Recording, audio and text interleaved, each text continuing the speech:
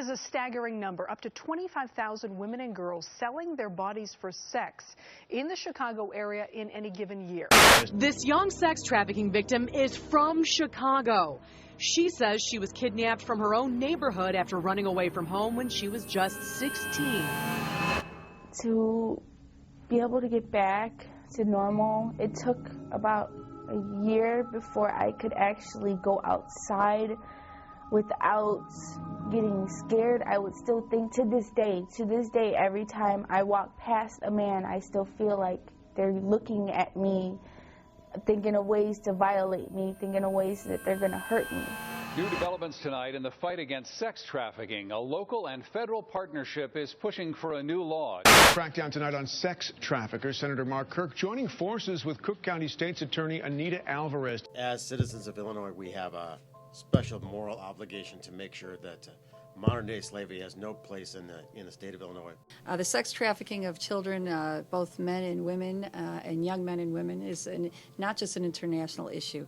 It's an issue that touches all of us, no matter where we're at, although people tend to think it's just purely international. But the crime occurs right here in the city of Chicago, certainly in the state of Illinois and all of Cook County. So it's important that we focus and look for more resources to help the people who are true victims of this horrific crime. We, and from our office, have been fighting this issue now since 2008.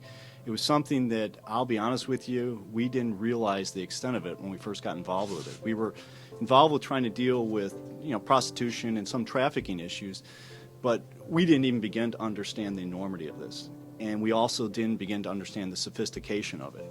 And what we were finding in time after time, through the use of the internet, traffickers, pimps, we're taking women, almost exclusively women, moving them around the city, the county, into other states, against their will, all sorts of different variations.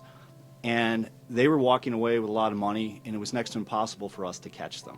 And we went after them time in, time out, until we finally got to the point where we realized it wasn't going to work unless we came up with something more creative. There are a number of problems that we try to address in a piece of legislation called the Justice for Victims of Trafficking Act. One of the biggest challenges is many times you go after the person who's on the ground, who's making this happen, but they're not actually the person that's reaping the most financial reward.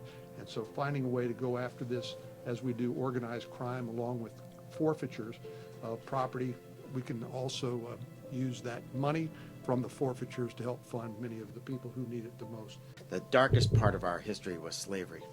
If the internet now permits that freedom to take the country all the way to modern-day slavery, as the president has called it, we have really not lived up to the pain and suffering of the Civil War. And our state's hero, which is on the man on our license plates, Land of Lincoln,